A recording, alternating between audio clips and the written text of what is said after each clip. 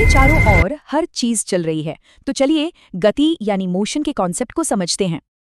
एक आसान से सवाल से शुरू करते हैं। ये पेड़, क्या ये गति में है? देखने में तो नहीं लगता। अच्छा, और ये हवाई जहाज?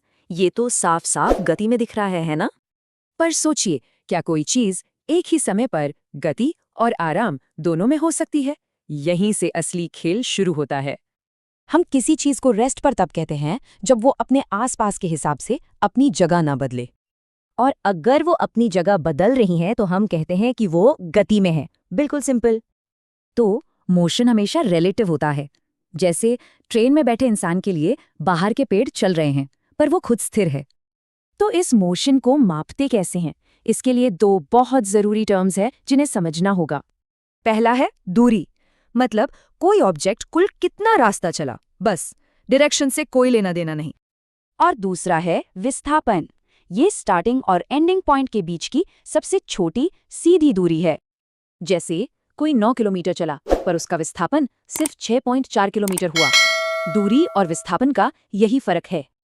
इसी से स्केलर और वेक्टर का फर्क पता चलता है।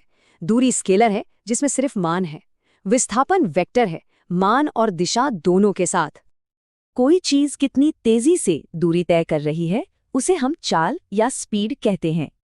और विस्थापन कितनी तेजी से हो रहा है वो है वेग, यानी वेलोसिटी, जिसमें डायरेक्शन भी मायने रखता है।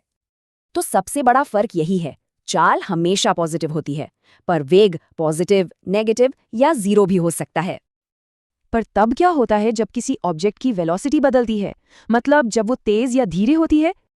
इसे कहते हैं त्वरण, यानी एक्सेलरेशन। वेलोसिटी में कोई भी बदलाव त्वरण कहलाता है। और इसे मापने की स्टैंडर्ड यूनिट है मीटर पर सेकेंड स्क्वायर्ड, m/s स्क्वायर्ड। अगर वेलोसिटी बढ़ रही है तो ये है पॉजिटिव एक्सेलरेशन, और अगर घट रही है तो नेगेटिव, जिसे हम मंदन भी कहते हैं।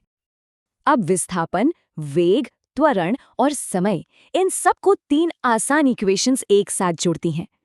ये हैं गति के 3 सबसे जरूरी समीकरण। इनसे हम कांस्टेंट एक्सेलरेशन से चल रही चीजों की गति को समझ सकते हैं। चलिए इन वेरिएबल्स को भी देख लेते हैं। u है इनिशियल वेलोसिटी, v है फाइनल, a एक्सेलरेशन, s विस्थापन और t है समय। इन इक्वेशंस की मदद से एक सीधी रेखा में किसी भी ऑब्जेक्ट की गति को कैलकुलेट और प्रिडिक्ट किया जा सकता है। तो अब जब आप अपने आसपास कोई चीज चलती हुई देखेंगे तो क्या आप उसके पीछे की फिजिक्स को समझ पाएंगे?